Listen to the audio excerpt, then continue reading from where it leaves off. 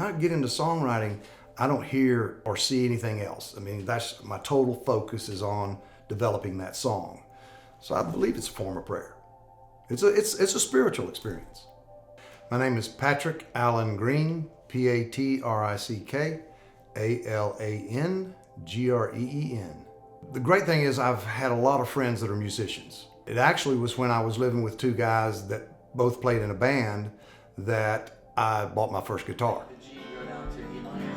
It's like a E minor, D7, B minor. I was born in Johnson City, Tennessee, but we moved to Marianna, Florida when I was 2, and then we moved to Pensacola when I was 7. I grew up there, went to college down at the University of South Florida, and then moved back to Pensacola and ended up back here. I kind of started writing songs more as therapy for myself with things I've gone through or things that interested me. I started probably around when I was 25 or so. I'm 64 now. I've written about 50 songs or more. I've always loved words. My family's very literate. They kind of inspired that. My brother was a great poet. I think I picked up that and then started finding that I could add my words to music that I was playing. The music has died, the dancing is done. I stand with my pride wondering, were you the one when I'm all alone? I think the biggest achievement is what I'm doing right now, which is recording an album.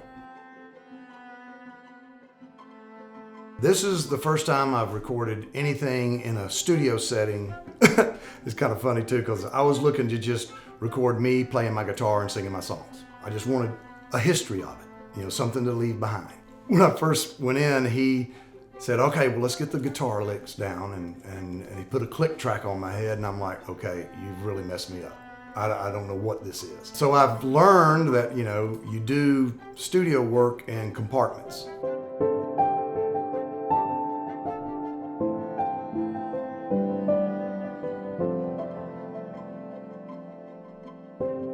The goal is to get this album done, 11 to 13 songs, somewhere in there, and then put it out.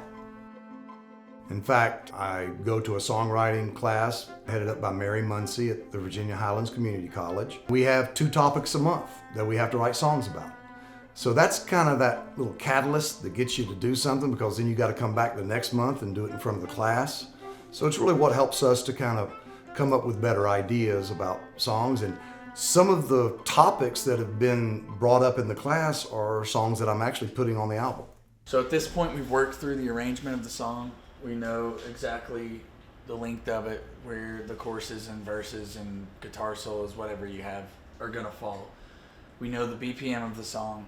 So what we do is we get a click track going, and I record a scratch guitar part. And then once we record the scratch, I'm gonna have Pat jump in the vocal booth, sing through the entire arrangement of the song. We get it where we like it. If I can it. remember how it goes. If he can remember it. That's the big part. I know the words, but it's the sequence you've...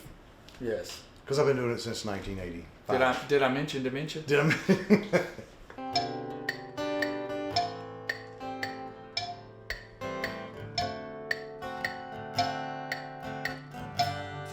3, 1, 2, go.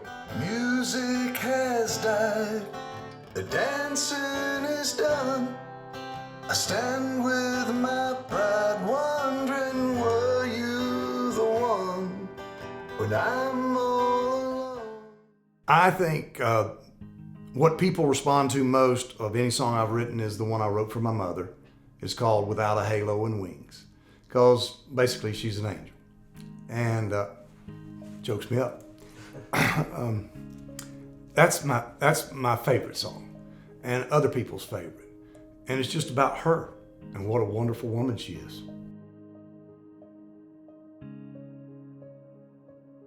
She's 97 years old, yeah, and still going strong, and I hope for a lot longer too. We're going to make that the last song we do here at Audio Oasis. It's something that we know we're going to use at her funeral. I don't think I could do it. So we have that now, so that in the event she does pass away, we can use that song as part of our celebration to her. But I told Matt I wanted that to be the last song we did on this album. So, yeah.